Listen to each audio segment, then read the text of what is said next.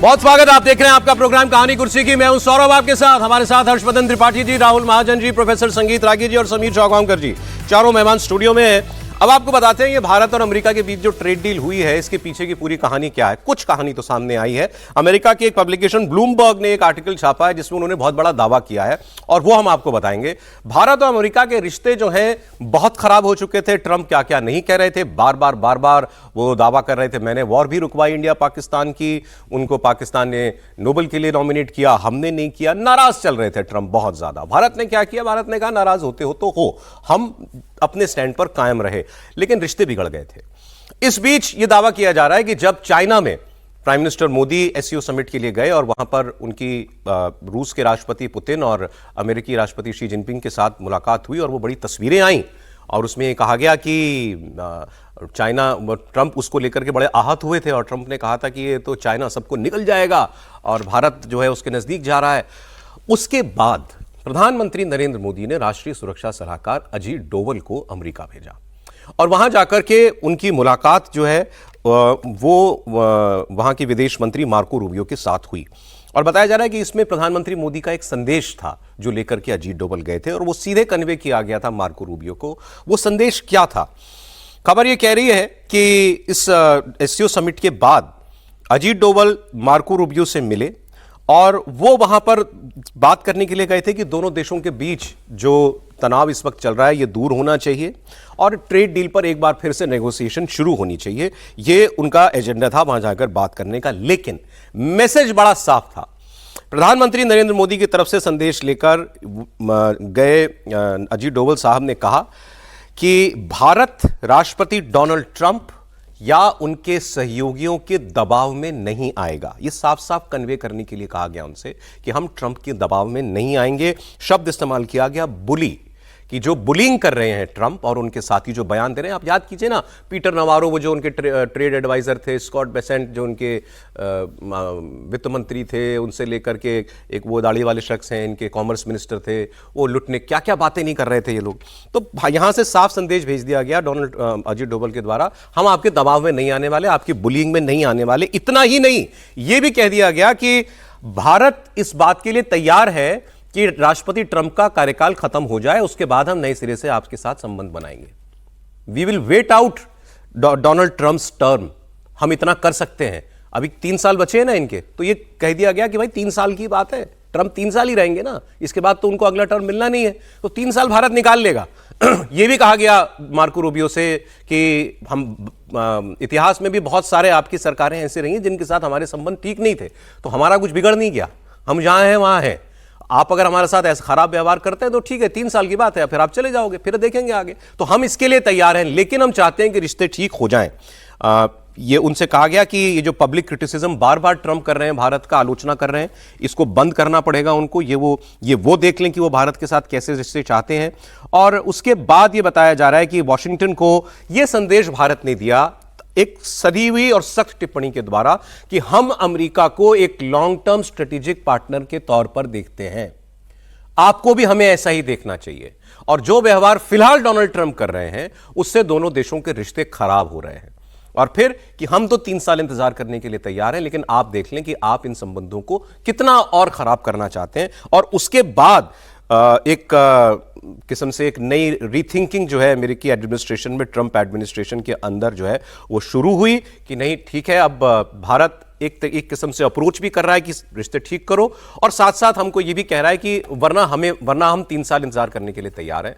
इसने शायद एक रीसेट किया दोनों देशों के रिश्ते में, और जो तलखी थी फिर वो धीरे धीरे कम होना शुरू। उसके बाद आपको याद होगा डोनाल्ड ट्रंप के और प्रधानमंत्री के बीच फोन पर 2-3 बार बात भी हुई, उसमें बार बार तारीफें की डोनाल्ड ट्रंप ने, मेरे दोस्त हैं, बहुत रिस्पेक्टेड लीडर हैं, और अभी जो बातें उन्होंने ट्रेड डील के हवाले से की हैं, तो इसमें ये प्राइम मिनिस्टर ने जो भेजा हुआ था इनको, अजीत डोवल को, वो मैसेज बहुत क्रूशल था।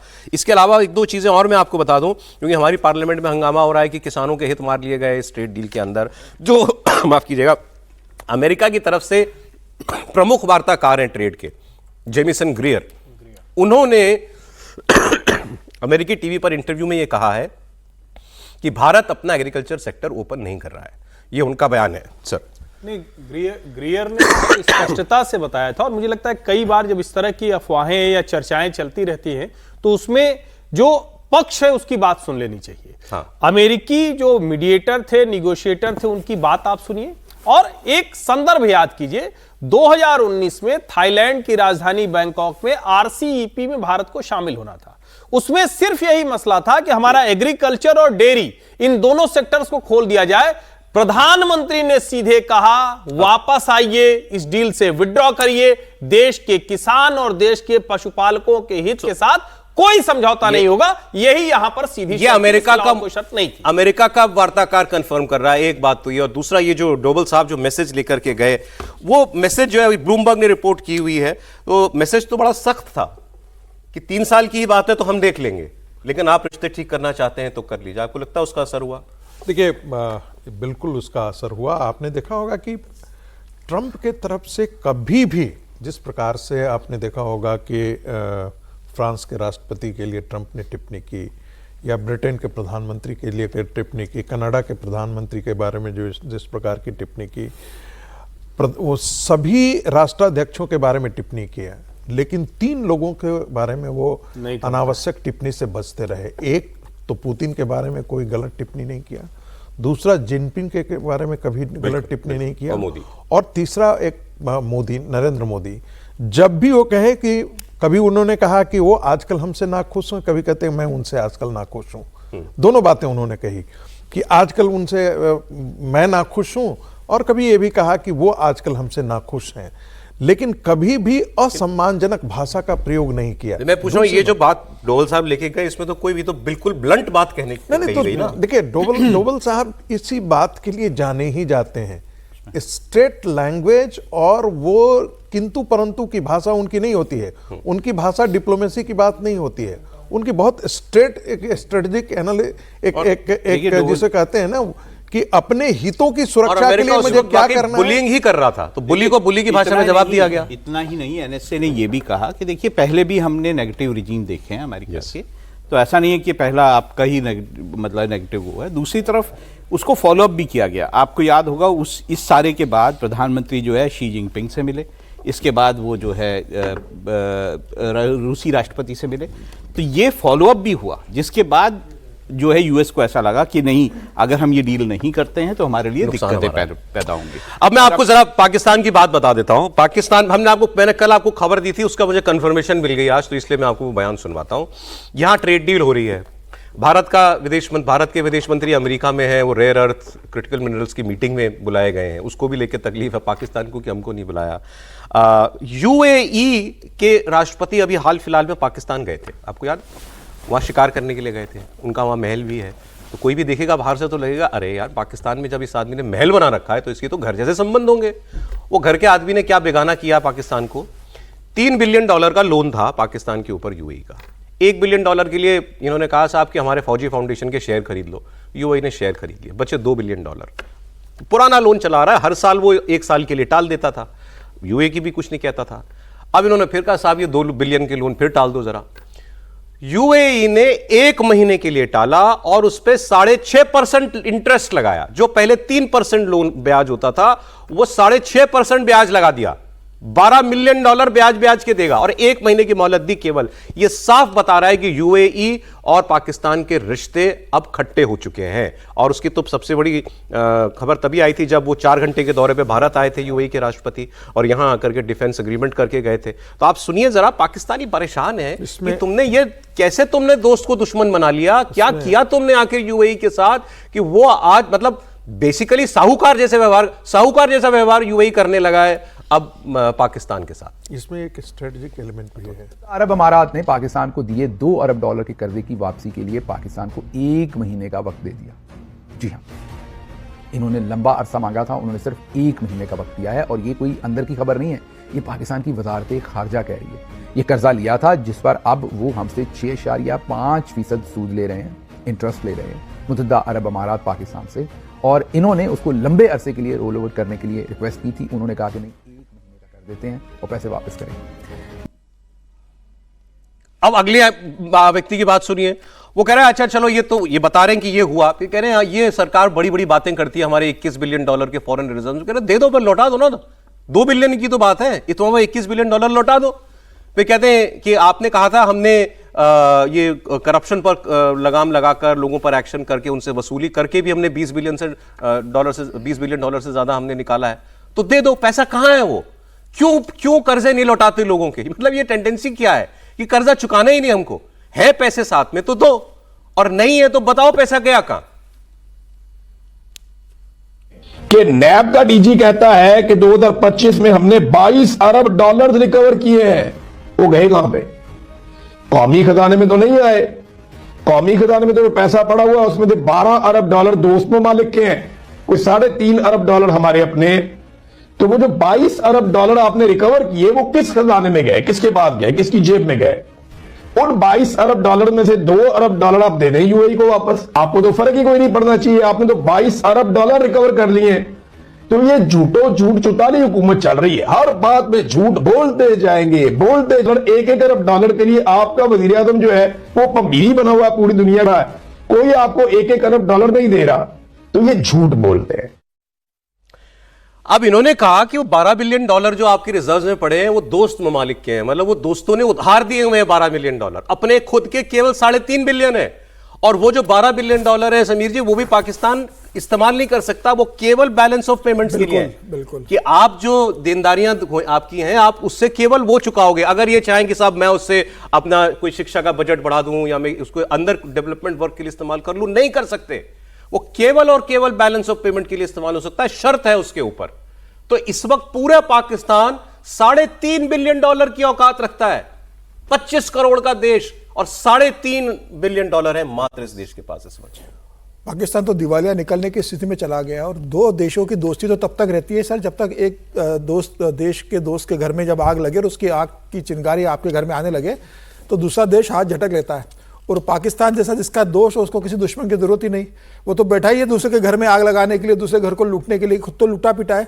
जिस तरीके से पाकिस्तान की स्थिति, और यूएई अगर ये कह रहा है पाकिस्तान से कि भाई अब बहुत हो गया, आपको हम सिर्फ 30 दिन की मोहलत दे रहे हैं, अब या तो पैसा रिटर्न करो या इतना हमको हर्जाना 6.5% के हिसाब से हमें ब्याज दो। आप समझ सकते हो कि पाकिस्तान की हालत कितनी बुरी होगी और यूएई कितना त्रस्त पाकिस्तान से हो गया। वही यूएई जब भारत में आता है 4 घंटे के लिए उनके जो आते हैं तो भारत के साथ वो डील करके जाते हैं। और अब तो जिस मुस्लिम कंट्रीज के अंदर पर पाकिस्तान इतना गर्व करता था, अब तमाम मुस्लिम कंट्रीज भारत के साथ व्यवसाय कर रही है। एक एंगल और है, ये पाकिस्तान जो है ना ये सऊदी के नजदीक जितना जा रहा है, सऊदी और यूएई की इस वक्त ठनी हुई है और ये अब जाके सऊदी कैंप में बैठ गए। हमने कल भी इसकी बात की थी, तो वो भी चिढ़ है यूएई के राष्ट्रपति को। एक जो सऊदी, टर्की और पाकिस्तान ये एक कैंप के तौर पर उभर करके आ रहा है, लेकिन ये नेटो टर्की जो है वो मिलिट्री अलायंस के साथ जोड़ नहीं रहा है। दूसरी तरफ इंडिया, इजराइल और यूएई ये तीनों एक साथ आ रहे हैं और दोनों के बीच में नहीं बन रहा है सऊदी अरब और ये। तो सऊदी अरब से यूएई अलग एक खेमा बनाने की कोशिश कर रहा है यमन को लेकर के। कल भी हम लोगों ने इसका जिक्र किया था। तो ये दो डिवीजन जो है वो एशिया में साफ साफ दिखने को मिल रहा है। और ये केवल यही नहीं पिस रहे यूएई और सऊदी के बीच में, ये चीन और अमेरिका के बीच में भी पिस रहे हैं। और अफगानिस्तान के साथ इन्होंने अपने रिश्ते खराब कर लिए। अब इनके एक एनालिस्ट और एक उनके फॉर्मर आर्मी ऑफिसर हैं आदिल राजा, उन्होंने कहा कि ये जो रेयर अर्थ की क्रिटिकल मिनरल्स की मीटिंग में भारत को बुलाया और तुमको नहीं बुलाया, जो ब्रीफ के जो सेल्समैन बन के आसिम मुनीर गया था उसको नहीं बुलाया। तो वो कह रहे हैं कि भाई अमेरिका जानता है कि औकात वाले लोगों के साथ दोस्ती की जाती है। फिर आगे उन्होंने एक इंपॉर्टेंट बात की, उन्होंने कहा कि ये जो रिजर्व्स क्रिटिकल मिनरल्स के हैं ये भारत में भी बहुत हैं, लेकिन भारत के अलावा ये सबसे ज्यादा अफगानिस्तान में है। तो आपको तो ये लगता था कि हम अफगानिस्तान में कुछ भी करा लेंगे, तालिबान आया तो आप बड़े खुश थे, आपको लगा था कि हमारी बैकयार्ड में हमारी सरकार बन गई है। वो तालिबान आपको अब ना कुछ अने चबा रहा है। लेकिन अब ट्रंप कहेगा आपसे कि इंडिया और मैं मिलकर अफगानिस्तान में क्रिटिकल मिनरल्स निकालेंगे और तुम दरवाजे खोलो पाकिस्तान अफगानिस्तान जाने के, क्योंकि रूट वही है। तो तुमको वो भी करना पड़ेगा उधर, चाहे अफगानिस्तान तुम्हारा दुश्मन है और भारत तुम्हारा दुश्मन है, लेकिन अब इंडिया अमेरिका मिलकर अफगानिस्तान में काम करेंगे और पाकिस्तान को मजबूर होकर साथ देना पड़ेगा। सर ये जो बात कही है इन्होंने कि रेयर अर्थ पर क्या भारत और अमेरिका के बीच वाकई कोई पार्टनरशिप जैसी दिख रही है? बन सकती है। गए तो ऐसा- गए जयशंकर जी तो इसी नहीं, काम ऐसा के लिए नहीं गए है। हुए। सबसे ज्यादा रिजर्व तो बलूचिस्तान में भी है। तो वो तो बलूचिस्तान में बलोचों ने क्या बता दिया करोगे? कि भाई तुम्हारी हिम्मत है आप तो क्या आके दिखा करोगे? दो। जो हालत हुई है वहाँ पे, जिस तरह से अटैक हो रहा है, जिस तरह सैटरडे को 12 जगहों पे अटैक हुआ, वहाँ पे घुस नहीं सकते हैं, वहाँ के ज्यादातर जिलों पे BLA का अधिकार हो गया हुआ है। जो हालत वहाँ पर है, आप करेंगे तो करेंगे क्या? दूसरा, ये अमेरिका अच्छे से जानता है कि वो अफगानिस्तान में बिना भारत की मदद के कुछ नहीं कर पाएगा।